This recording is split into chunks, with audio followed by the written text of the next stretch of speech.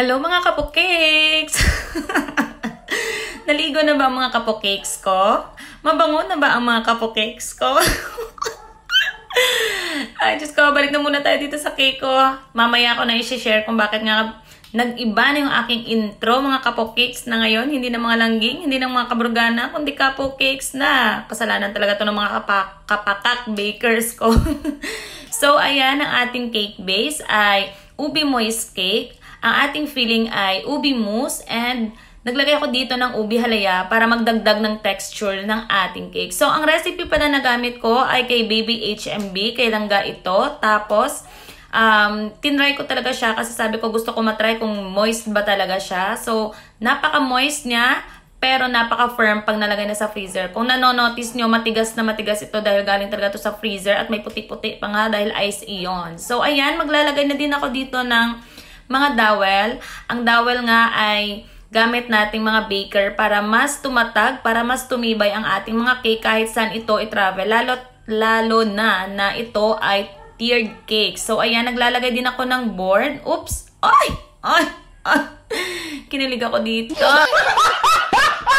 Bakit? Kasi may pakis-kis pa silang ko.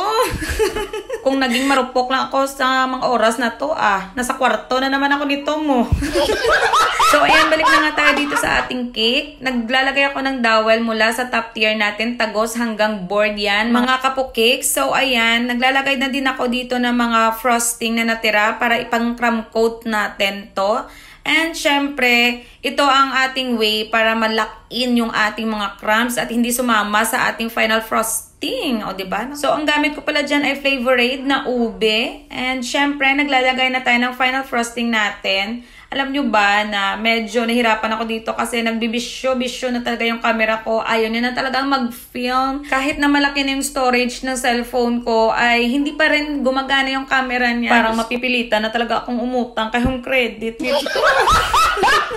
So, ito na nga itong final look. Ito ay kuha sa cellphone na ng asawa ko kasi ayaw na talagang mag-video ng aking cellphone. And thank you so much, Sir Junjuni Aloy. Happy birthday, sir. Salamat sa pag-order. And another cake tayo. Ito yung mga cake na bago ako umalis papuntang Manila para mag-attend nga ng Cake Festa Manila, ay ginawa ko itong mga cake na ito. Ito ay butterfly themed cake. And thank you so much, madam, sa pag-order. And another cake tayo. Ito ay Minnie Mouse cake naman ang theme. Tingnan nyo naman yung kuko ko. Super kabog.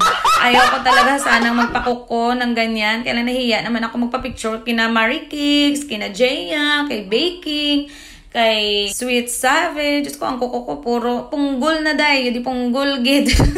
Alam naman natin mga baker na lagi may food color yung ating mga kuko. And syempre, mahirap talagang itago to sa mga customer natin. Akala nila dumi ito. Pero Diyos ko, napakahirap tanggalin ng mga food color sa ating mga kamay. At nagawa ko ito ng umaga. At umalis nga ako ng hapon.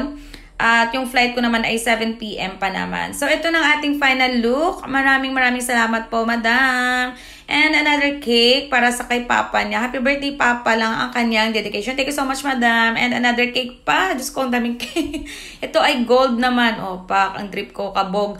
Thank you so much sa mga nag-bulk orders nitong strawberry lava cake and chocolate lava cake. Maraming salamat, madam. Hindi ko pwedeng sabihin kung sino to.